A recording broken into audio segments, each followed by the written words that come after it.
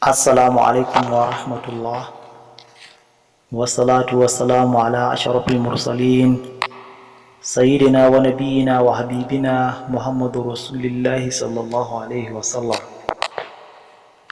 Ya ‘yan uwa, mu nemi kowa da kowa fatan alkhairi, sannan muna muku barka da sake kasancewa da mu a cikin wannan channel mai albarka.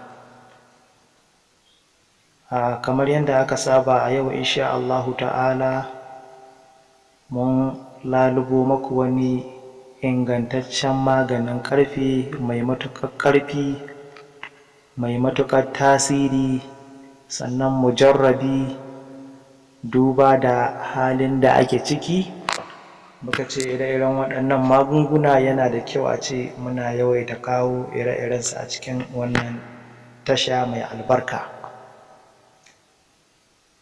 A cikin wannan bidiyo a yau insha Allahu, kamar yadda muka yi bayani, saboda duba da halin da ake ciki a yau insha Allahu, har da wani ingantaccen maganin bindiga duk za mu bayar a cikin wannan bidiyo ta yau da ikon Allah.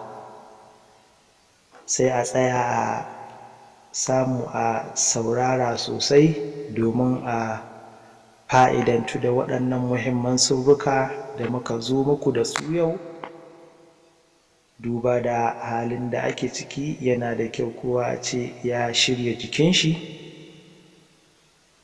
To za mu fara da shi ainihin maganin ƙarfen. To wannan maganin ƙarfe, kamar yadda muka faɗa, mujarrabi ne, sannan yana da matuƙar ƙarfi, yana da tasiri a cikin ikon Allah. In har ka yi shi, babu ƙarfen da zai iya taɓa jikinka, babu ƙarfen da zai iya yanka jikinka da ikon Allah. Shi wannan maganin ƙarfe, da farko idan za a yi amfani da shi, abin da za a samu, za a je a samo farar ƙaya, wato ita ce nan kamar yadda ake gani hotonta ne, wannan ita ce farar ƙaya. To za a je a same ta guda 100 daidai. Idan aka samo farar ƙaya guda 100, za a zo sai a wurin, in za a taho bayan an ciro ta, bayan an taho an rabu da inda aka ciro ta, za a yadda guda ɗaya. Idan an yadda guda ɗaya, za a ce wannan saboda wanzamai da sauran irin wuƙaƙe waɗanda suke kama mutum ko da ya ci maganin ƙarfe, sai a yadda gudai, sai a taho da guda 99, wato 100 ba ɗaya kenan. Wannan guda da ka yadda insha Allah, kamar yadda muka yi bayani, duk wata wuƙa da take kama mutum ko da ya ci maganin ƙarfe, kai ba za ta iya kama ka ba. Kamar wuƙar wanzamai tana ɗaya daga cikin wuƙaƙen da suke kama mutum ko da ya ci maganin ƙarfe, to kai ba za ta kama ka ba. Idan aka taho da wannan ƙaya guda 100 ba ɗaya, sai a zo gida, sai a samu wake, normal wake dai wanda muka sani, wanda ake dafa shinkafa da wake da shi. Idan aka same shi, shi ma za a samu guda 100, shi ma za a yadda guda ɗaya, a ce wannan saboda wanzamai da sauran wuƙaƙen da suke kama mutum ko da yana da maganin ƙarfe. Idan aka yadda, za a zo a samu allo a rubuta ya dafi'u ƙafa 70,000. Idan ba za a iya rubuta ta ba, sai a ainihin karanta ta ƙafa 70,000, ƙafa 70,000. Sai a tofa a cikin ruwa waɗanda za su iya dafa wannan wake guda 100 ba ɗaya. Idan aka tofa ko kuwa aka rubuta aka wanke, duk ɗaya ne, ko a rubuta ko a tofa, duk ɗaya ne ya yi. Duk wanda aka ji ya fi sauƙi sai a yi shi. Idan in rubutawa aka yi, in kuma karantawa aka yi, aka tofa a cikin ruwan, to ya yi. Sai a dafa wannan wake guda 100 ba ɗaya. Idan aka dafa shi, bayan ya gama dahuwa, sai a ciro shi a aka sauke shi aka ciro shi daga wuta, sai a tsira ma duk guda ɗaya. Yanzu dai kenan muna da ƙaya guda 100 ba ɗaya, an yadda guda ɗaya. Wake ma muna da 100 ba ɗaya. To kowace ƙaya guda sai a tsira ma wake guda ita, kowace ƙaya guda za a tsira ma wake guda ɗaya.